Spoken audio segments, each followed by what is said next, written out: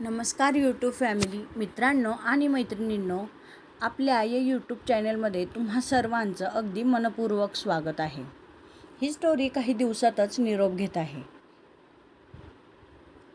आणि त्यानंतर एक नवीन लव्ह स्टोरी आपल्या या चॅनलवर अपलोड होणार आहे, जी नवनवीन रहस्य, प्रेम आणि खूप साऱ्या रंजक गोष्टींनी भरलेली असणार आहे. त्यामुळे आपल्या या चॅनलला आत्ताच सबस्क्राईब करून ठेवा आणि त्यावरील नवनवीन अपडेट्स पाहत राहा. चला तर वळूया आपल्याच्या स्टोरीकडे. जुनहो अवेक. अनाया हसली आणि तिने लगेच मेसेज केला, यस. 2 सेकंदात दुसरा मेसेज आला, ओपन द डोअर. अनायाने डोळे मोठे केले आणि ती पटकन उठली. तिने दरवाजा उघडला तर समोर जुनहो उभा होता. त्याच्या हातात कॉफीचे 2 कप होते. दार उघडताच तो पटकन आत येतो. अनाया दार पुढे ढकलते. जुनहो कप टेबलवर ठेवतो आणि अनायाला एका भिंतीकडे दाबतो. तो खूपच उत्कटतेने तिच्या ओठांवर किस करू लागतो. अनाया त्याला हाताने मागे ढकलण्याचा प्रयत्न करते आणि मागे सारण्याचाही प्रयत्न करते, पण जुनहो तिचे दोन्ही हात आपल्या एकाच हातात घट्ट पकडतो आणि पुन्हा एकदा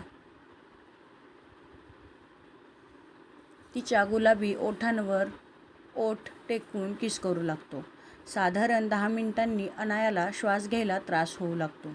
त्यामुळे जुनहो तिचे ओठ मोकळे करतो आणि तिच्या कपाळाला कपाळ लावून दोघेही जोरजोरात श्वास घेऊ लागतात. काही क्षणांनी अनाया त्याला घट्ट मिठी मारते. तो तिला उचलतो आणि खिडकीजवळ नेऊन एका खुर्चीवर बसवतो. त्यानंतर दोघेही कॉफीचा आस्वाद घेऊ लागतात आणि त्याचबरोबर छान अशा गप्पा देखील मारू लागतात. या 2 दिवसात त्या दोघांनी नेमकं काय काय केलं हे ते एकमेकांना सांगत होते.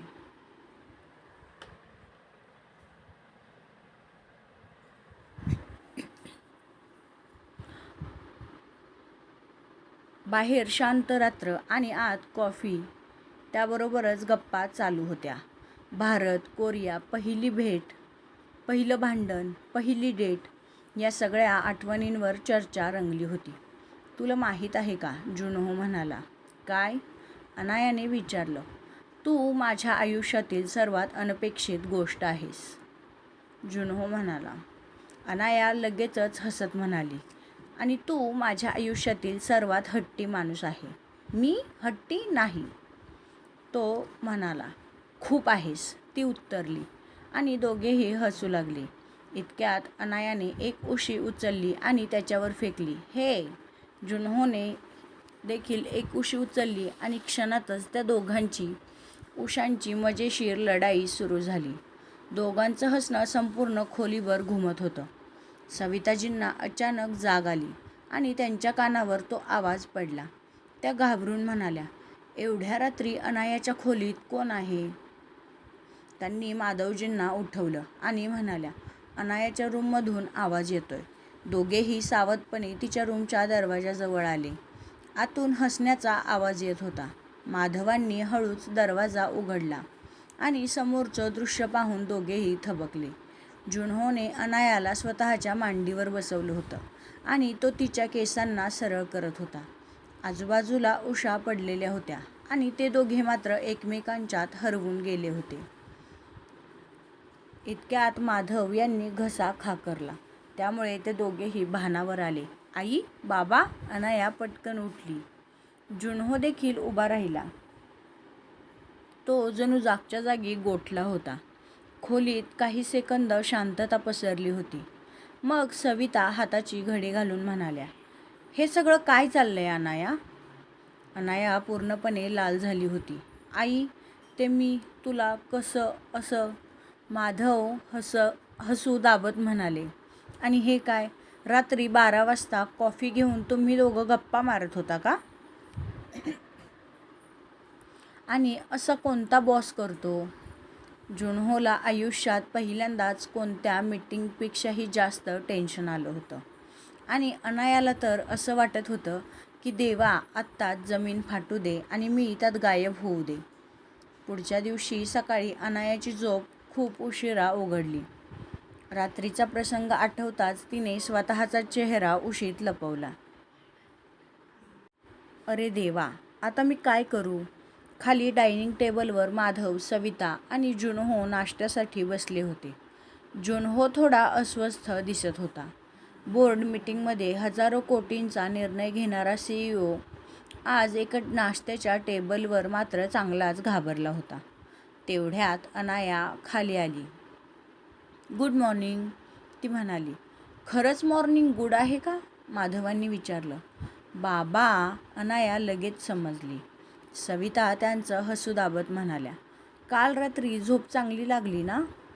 अनाया आणि जुनहो एकमेकांकडे पाहू लागले. आई, मी फक्त विचारलं, सविता म्हणाल्या. माधव अचानक गंभीर चेहरा करून जुनहोकडे वळाले. मिस्टर किम, एक प्रश्न विचारू? हो, जुनहोने स्वतःला सावरत म्हणालं. तुम्ही आमच्या मुलीच्या खोलीत रात्री 12 वाजता काय करत होता? क्षणभर शांतता पसरली. जुनहोने पाण्याचा एक घोट घेतला आणि तो म्हणाला. कॉफी. माधव म्हणाले. फक्त कॉफी? तो म्हणाला. हो. माधव बोलले. मग उशांची लढाई? अनाया फक्त खुर्चीतून खाली घसरायची बाकी होती. इतक्यात सविता मोठ्याने हसत म्हणाल्या. बास करा, आता ते दोघे किती घाबरले आहेत बघा. क्षणातच सगळं वातावरण हलकं झालं. काही वेळाने अनाया आणि सविता किचनमध्ये गेल्या. माधव आणि जुनहो बाल्कनीत उभे होते. माधव म्हणाले. तुम्हाला अनाया कशी वाटते? जुनहो क्षणभर थबकला, कारण हा प्रश्न साधा नव्हता. त्याने हळूच उत्तर दिलं. ती माझ्यासाठी खूपच खास आहे. का? लगेच माधवांनी विचारलं. जुनहो हसला आणि बोलू लागला. ती जिथे जाते तिथे आनंद घेऊन जाते. ती मजबूत आहे, पण वेळ आली तर स्वतःपेक्षाही जास्त दुसऱ्याचा विचार करते. तीच माझं आयुष्य आणि मला पूर्ण करते. माधव शांतपणे त्याच्याकडे पाहत होते, कारण त्यांना जुनहोच्या शब्दात प्रामाणिकपणा जाणवत होता. तुम्ही तिची काळजी घ्याल? माधवांचा आवाज हलका झाला. जुनहोने क्षणाचाही विलंब न करता उत्तर दिलं. स्वतःपेक्षाही जास्त.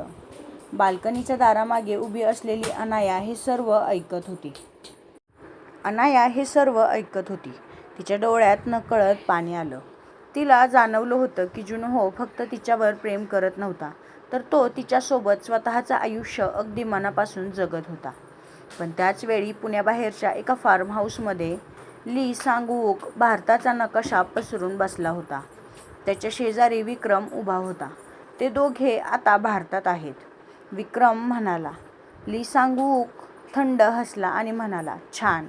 मग आता खेळ सुरू करण्याची वेळ झाली आहे. दुपार झाली होती. माधव आणि सविता हॉलमध्ये बसले होते. अनाया पटकन पायऱ्यांवरून खाली आली.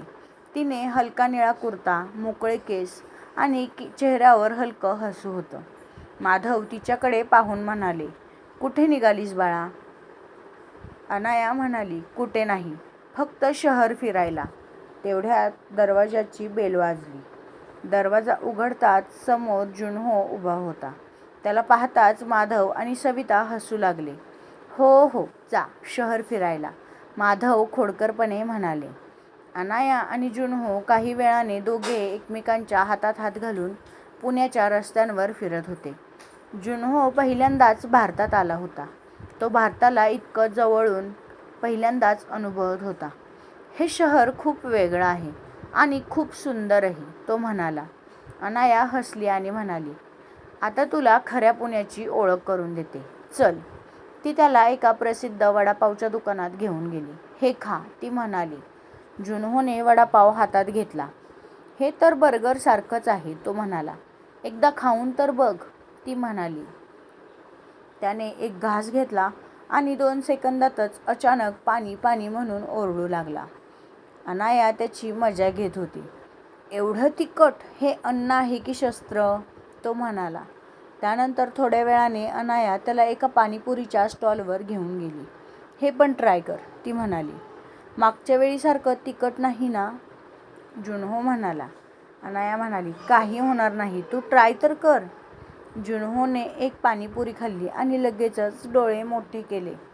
हे लोक खूप आनंदाने खातात, अनाया म्हणाली. दिवसभर ते दोघे शहर फिरले. मग संध्याकाळी पर्वती टेकडीवर गेले.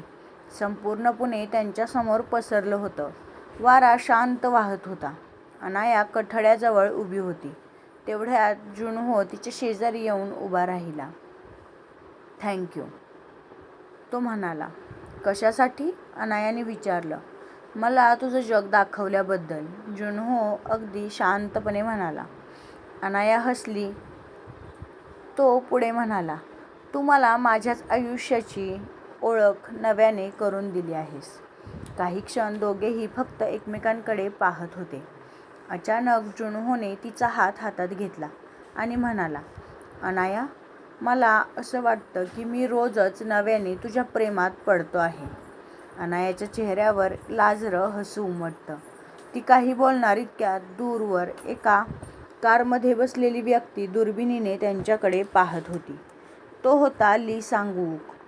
तर ही आहे तुझी कमजोरी. त्याच्या ओठांवर धोकादायक हास्य उमटलं. आता बघूया कोण कुणावर मात करतं ते. त्या संध्याकाळी पर्वती टेकडीवरून परतताना अनाया आणि जुनहो दोघेही शांत होते. ते दिवसभर खूपच थकले होते, पण आता त्यांना एकमेकांसोबत थोडा क्वालिटी टाईम स्पेंड करायचा होता. Long drive? जुनहोने विचारलं. अनायाने हसतच होकार दिला.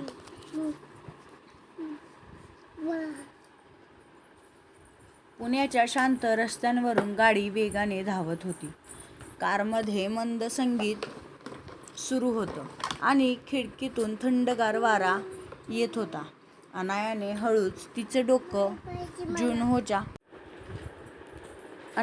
हळूच तिचं डोकं जुनहोच्या खांद्यावर टेकवलं.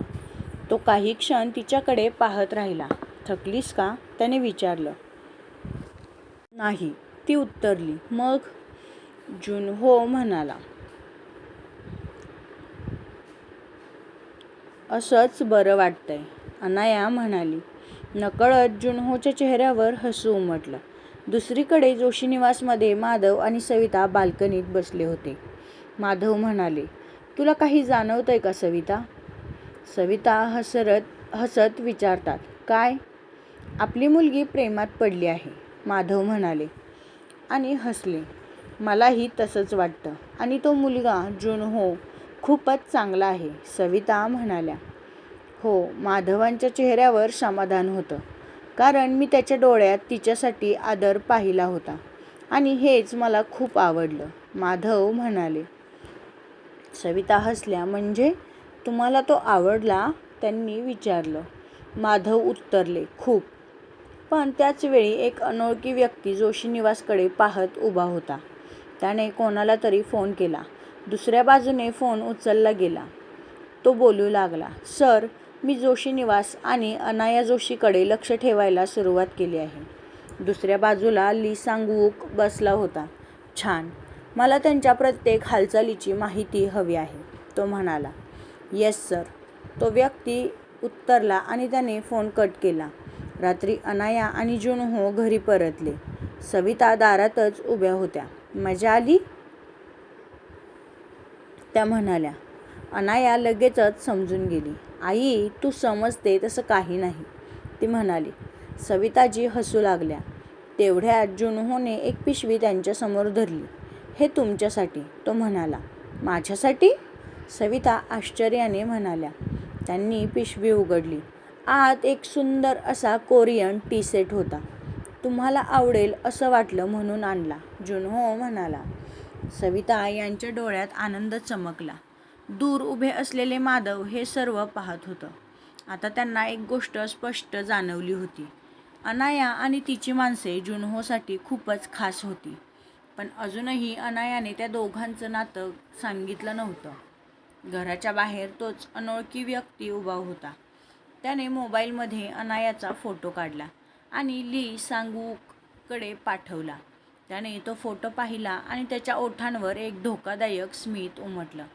आता वेळ आली आहे घाव घालण्याची, तो म्हणाला. दुसऱ्या दिवशी जोशी निवासमध्ये सकाळी खूपच गडबड सुरू होती. सविता किचनमध्ये नाश्त्याची तयारी करत होत्या. इतक्यात अनाया पायऱ्यांवरून धावतच खाली आली. आई, मी मदत करू? ती म्हणाली. सविता हसल्या आणि म्हणाल्या, तू? मग आज तू आणि जुनहो मिळून नाश्ता बनवा. काय? अनाया म्हणाली. इतक्यात जुनहो देखील पायऱ्यांवरून खाली आला. Good morning. सविताजींनी त्याच्याकडे पाहिलं. Perfect timing. आज तुम्ही दोघे किचन सांभाळणार आहात. एवढं बोलून त्या बाहेर निघून गेल्या. अनाया आणि जुनहो एकमेकांकडे पाहू लागले. 15 मिनिटांनी अनाया पोहे बनवत होती तर जुनहो भाज्या चिरत होता. हे बरोबर आहे का? तो कांदा दाखवत म्हणाला. अनायाने पाहिलं आणि ती मोठ्याने हसत म्हणाली, हा कांदा नाही तर बटाटा आहे. CEO साहेब, तुमचं प्रमोशन रद्द. त्यानंतर ते दोघेही एकत्रच हसू लागले. तेवढ्यात अनाया वरच्या शेल्फवर ठेवलेला मसाल्याचा डबा काढण्याचा प्रयत्न करू लागते, पण तिचा हात तिथपर्यंत पोहोचतच नव्हता.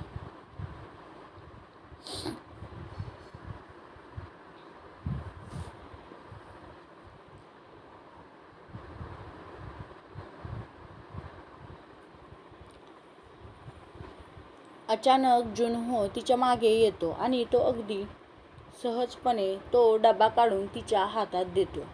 क्षणभर दोघांची नजरानजर होते. अनायाचं हृदय जोरजोरात धडधडत होतं. जुनहोने तिच्या कमरेला हात घातला आणि तिच्या कमरेवर दाब दिला. अनाया म्हणाली, हे काय करताय? आई बाबा बघतील, प्लीज सोडा मला. जुनहो तिच्याकडे झुकत म्हणाला, मला भारतीय जेवण बनवता येत नाही, पण मी आंटींचा शब्द मोडू शकत नाही. त्यामुळे काहीतरी नवीन मार्ग शोधायला हवा ना. अनाया म्हणाली. म्हणजे? त्याने तिला पटकन फिरवलं आणि म्हणाला, तू तुझं काम कर. तू स्वयंपाक बनव, मी फक्त तुझ्या हाताला हात लावतो. अनाया हसली आणि म्हणाली, स्मार्ट हां. ती तिच्या कामात गुंतली, पण जुनहो मात्र तिच्या कमरेभोवती हातांचा वेढा घालून बसला होता. त्याने तिच्या खांद्यावर आपलं डोकं टेकवलं होतं आणि ती काय आणि कसं करते हे सगळं तो बारकाईने पाहत होता. त्याचबरोबर तो अधूनमधून तिला त्रास देखील देत होता. हे सर्व खिडकीबाहेरून सविताजी पाहत होत्या. त्या लांबूनच त्या दोघांची नजर काढतात आणि म्हणतात, यांच्या प्रेमाला कोणाचीही नजर लागू नये. काही वेळाने सर्वजण नाश्त्यासाठी बसतात. माधव पहिला घास खातात आणि अचानक गंभीर होतात. काय झालं बाबा? अनाया लगेच विचारते.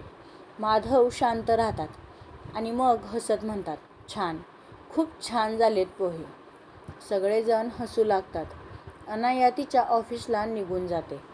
जुनहो देखील एका मीटिंगसाठी बाहेर गेला होता. 5 वाजता अनाया घरी यायला निघते.